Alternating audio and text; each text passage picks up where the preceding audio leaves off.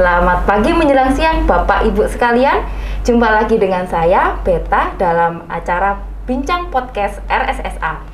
Pada kesempatan ini kita akan membahas sebuah topik yang sangat ditunggu-tunggu oleh Bapak Ibu sekalian, yaitu mitos dan fakta terkait perawatan anak. Pada kesempatan ini pula sudah hadir di hadapan kita Dr. Diah Rizkuntartiwi, spesialis anak dari Rumah Sakit Saiful Anwar Malang, yang akan mengupas tuntas segalanya tentang mitos dan fakta terkait perawatan pada anak. Nah, langsung saja ya. Selamat pagi, dokter. Ya, Bagaimana? selamat pagi, dokter Beta. Udah siang nih. Iya, gimana? Menjelang siang, dokter. Iya. Masih tetap bersemangat, dokter? Ya, semangat. Sakit nggak ada, sehat lah, alhamdulillah ya. Iya, alhamdulillah. Ya, gimana? Nah, jadi kita langsung ke topik yang pertama gitu, dokter. Oke. Topik yang pertama ini mengenai baby walker. Jadi banyak sekali kan orang tua itu untuk menstimulasi anak berjalan pakai baby walker. Itu bagaimana menurut pandangan dokter? Oke, saya coba ya. Sekarang kita memang sering ya, orang tua itu selalu baby walker yang selalu diandalkan ya, supaya tujuannya mereka ingin mempercepat anaknya bisa jalan gitu ya. Nah, sebetulnya faktanya adalah baby walker ini sebetulnya tidak mempercepat anak bisa cepat jalan. Jadi malah pada anak akan jalannya itu dia akan jinjit ya. Jinjit itu nanti malah tidak menapak. Kalau dia tidak menapak ya, malah otot-otot yang di betis, otot-otot yang di paha itu tidak berkembang dengan sempurna ya, sehingga dia malah seharusnya stimulasi yang diberikan bukan dengan roda. Jadi misalnya kursi plastik didorong ya, itu bisa, atau galon air yang kosong itu bisa didorong. Itu untuk menstimulasi anak cepat belajar berjalan, bukan dengan menggunakan baby walker ya. Jadi baby walker memang mitos bahwa baby walker itu akan mempercepat anak jalan ya. Jadi yang benar adalah baby walker ini justru tidak mempercepat anak jalan, malah akan memberikan stimulasi yang tidak baik untuk otot anak, sehingga dia malah lambat berjalannya dan sangat berbahaya. Kalau dia berjalan kemudian misalnya kan karena tidak diawasin, ada air, ada apa bisa diraih oleh dia, malah banyak kecelakaan. Sehingga di Amerika oleh AAP ya, jadi seperti Ikatan Dokter Anaknya sana ya di Amerika, juga di Kanada itu sudah dilarang. Itu saya rasa yang tentang fakta tentang baby walker. Gimana, Dokter Beta? Udah cukup belum kira-kira? Jadi malah lebih membuat anak jatuh ya, dok ya? Iya, malah berbahaya karena dengan baby walker, anak kan sekarang baby walker ada mainannya. Kadang-kadang oleh orang tua atau pengasuh ditinggalkan. Jadi dia bisa bebas berjalan-jalan, ternyata di sebelah sana ada mainan atau mungkin ada barang-barang pecah belah, itu justru membuat kecelakaan cukup tinggi pada anak-anak dengan menggunakan baby walker. Jadi sebaiknya memang tidak digunakan lagi, ya. Baik, terima kasih penjelasannya dokter untuk mitos dan fakta yang pertama. Nah, sekarang kita lanjutkan ke mitos atau fakta yang kedua, yaitu terkait dengan cacar air. Anak-anak usia sekolah itu rata-rata sering cacar air, dok. Itu sebenarnya boleh dimandikan atau tidak ya, dok ya, cacar air, dok? Nah, ya ini juga menarik ya. Iya, betul, dok. Saya rasa kalau ini ya pada orang tua seringkali kalau ada cacar air takut menular, nggak dimandiin. Nah, itu malah salah ya. Jadi yang betul ya, bahwa cacar air ini pada anak-anak yang mengalami cacar air ya, tetap harus mandi ya. Jadi harus mandi, dibersihkan dengan sabun malahan ya. Sabunnya itu sabun cair boleh. Apabila anak sudah selesai mandi, boleh diberikan lotion. Jadi pada anak-anak ini tetap boleh mandi ya. Jadi bukan tidak boleh mandi ya. Jadi saya rasa itu yang mesti kita ketahui. Jadi pada semua fase ya. Jadi kalau cacar air kan fasenya dari awal ada keluar cairan ya. Nanti terakhir itu seperti mengeropeng, itu tetap boleh mandi ya. Nah, cuma yang harus diwaspadai kalau dia demam ya diberikan obat-obatan demam, itu saja. Kalau ada gatal mungkin bisa diberikan obat-obatan golongan antihistamin yang bisa dibeli secara bebas. Tentu saja dipertimbangkan dosisnya seperti apa gitu. Terus dok, kalau misalnya sering jadi pertanyaan ini dok, lukanya pecah, nah itu bagaimana dok? Apa boleh tetap harus mandi ya dok? Ya, tetap harus mandi, ya, tetap harus mandi. Kita tetap harus menjaga. Cuman karena ini cairan ini bisa juga menular ya pada saat itu. Jadi ya kalau anaknya mungkin ada di luar rumah, tetap dibersihkan yang barang-barang yang dipegang karena akan bisa menularkan cairannya. Tapi anak tetap mandi. Kalau gatal ya diberikan obat-obatan antihistamin yang bisa dibeli secara bebas. Gitu. Tidak boleh bertukar barang berarti? Iya. Ya, mari kita lanjutkan ke mitos dan fakta yang ketiga. Mitos dan fakta yang ketiga ini sering sekali dok ditanyakan pada orang tua karena biasanya panik, anak demam, panas.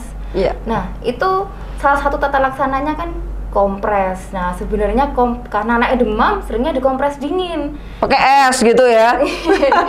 Itu bagaimana dok? Lari kayak dulu termos es dibawain ya. Nah, Iya. bukan. Jadi sekarang itu yang harus kita ketahui adalah kalau anak kita panas ya, yang dilakukan adalah satu, buat anak senyaman mungkin ya. Jadi anaknya nyaman, pakai baju yang tipis ya. Kemudian kompresnya adalah kompres air hangat ya. Jadi kompresnya adalah air hangat.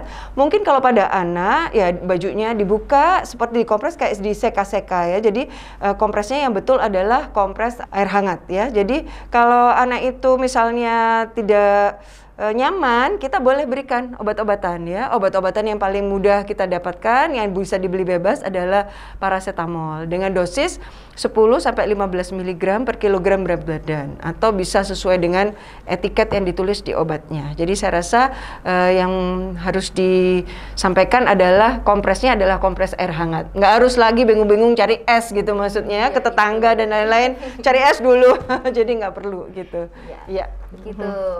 Sudah cukup jelas ya kalau memang harus kompres air hangat pada anak. Satu lagi, ibu harus punya termometer ya, karena kalau anak tumbuh gigi panas ya, jadi harus betul-betul punya termometer, harus selalu diukur ya. Saya rasa itu, Dokter Beta. Memang jadi tanda awal kalau sakit. Kalau ada infeksi itu tubuh kita mengeluarkan panas itu karena mau melawan dari penyakit itu. Jadi nggak masalah sebetulnya. Panas nggak perlu minum obat. Kalau anaknya nyaman di atas 37,5 sudah dikatakan panas. Nah, beda kalau ada riwayat kejang. Jadi boleh kita berikan obat-obatan paracetamol pada saat anak itu dengan suhu 37,5 derajat Celcius. Kalau dia memang ada riwayat kejang di keluarga atau anaknya sendiri yang kejang. Gitu ya. Terima kasih banyak dokter untuk penjelasannya kompres hangat pada anak yang demam. Ya. Lanjut untuk mitos atau fakta yang keempat yaitu penggunaan gurita pada bayi baru lahir. Oh iya. Nah itu sering tuh dokter. Iya. Bayi baru lahir kelihatan betul. Iya. Penuh. Ya, ini memang agak sulit ya karena ibu-ibu muda tinggalnya bersama orang tua ya. Jadi orang tua bilangnya harus pakai gurita biar perutnya nggak buncit. Nah, sebetulnya yang benar adalah faktanya ya, justru pernafasan bayi itu dominannya perut. Jadi kasihan sekali kalau dia pakai gurita ya. Jadi sebaiknya tidak diberikan ya. Walaupun dia biasanya orang kalau tali pusatnya belum pupa ya, belum lepas, itu tetap dikasih. Jadi saran saya saat ini sebaiknya tidak digunakan ya gurita itu. Selain memang bahayanya adalah dia tidak bisa bernafas dengan baik ya, padahal dia dominannya adalah pernafasan perut gitu ya. Ya. Selanjutnya ini yang terakhir yang juga sering membuat panik ini. Apa nih? Jangan susah. Oh, mimisan ya, oke. Kalau anak-anak main. Iya, itu anak saya juga itu. Iya. Darah bikin takut, langsung cepat-cepat ini apa gitu ya. Oke. Baik. Kalau untuk mimisan pada anak ya, pada umumnya mimisan pada anak itu sebetulnya tidak berbahaya ya. Karena begini, di hidung ya itu ada plexus ya, atau jaringan-jaringan vena yang tipis ya. Pada beberapa anak seringkali jaringan ini sangat tipis sehingga mudah kalau terbentur gitu atau dipegang dikuik-kuik sedikit dia berdarah ya. Jadi pada ayah bunda sekalian ya, saya rasa tidak perlu panik kalau ada perdarahan ya. Cukup nanti dihentikan dengan cara diberikan tampon ya. Mungkin kalau di rumah ada kasa digulung itu dimasukkan aja ke hidungnya, atau kalau bisa kalau sudah besar anaknya apa sisi itu ya dikeluarin ya, justru ya di sebelah kanan ditutup, kiri dikeluarkan dan seterusnya, kemudian tampon ya. Boleh juga tanaman obat keluarga kalau ada, pakai sirih Ya, jadi itu bisa digunakan untuk menghentikan perdarahan ya. Jadi nggak usah takut kalau nanti bisa terjadi mimisan, bisa diberikan tampon atau tanaman obat keluarga kalau ada, boleh. Kemudian yang paling penting kalau memang berulang baru diperiksakan. Kalau enggak perlu. Ya.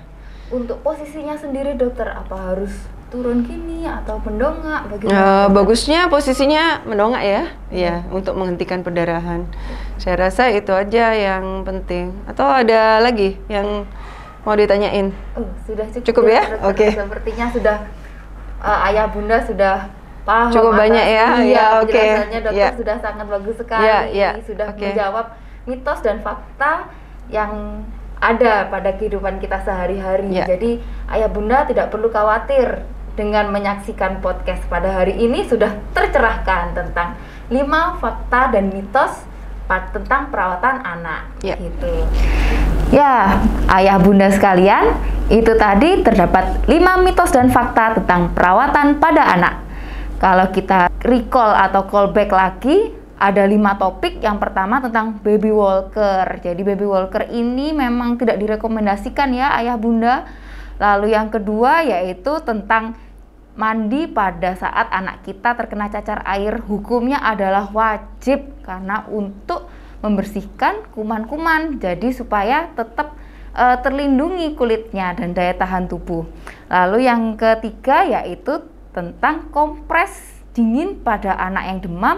Itu juga tidak boleh. Yang direkomendasikan adalah kompres hangat. Lalu yang keempat yaitu tentang penggunaan gurito pada bayi baru lahir. Kasihan, jangan dikasih gurito bayinya. Nanti tidak bisa bernapas karena pernapasan pada bayi itu menggunakan otot-otot perut.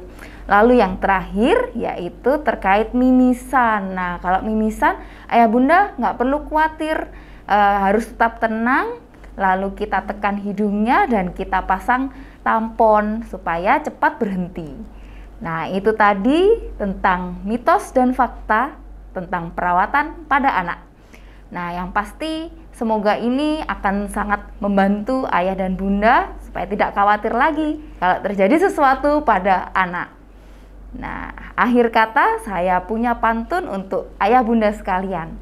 Jalan-jalan ke Kota Malang, jangan lupa mampir ke Jawa Timur Park. Pulangnya jangan lupa beli apel Malang. Ayah bunda, terima kasih sudah menonton mitos dan fakta terkait perawatan anak. Yang pasti acara ini akan sangat berguna. Terima kasih Dokter Dewi. Ya, terima kasih Dokter Beta. Ya, terima kasih. Kita sudahi dulu perjumpaan kita hari ini. Terima kasih atas waktunya. Sehat-sehat selalu Dokter. Ya, sehat selalu. Semoga pandemi cepat berakhir ya. Amin. Ya, terima kasih. Terima kasih.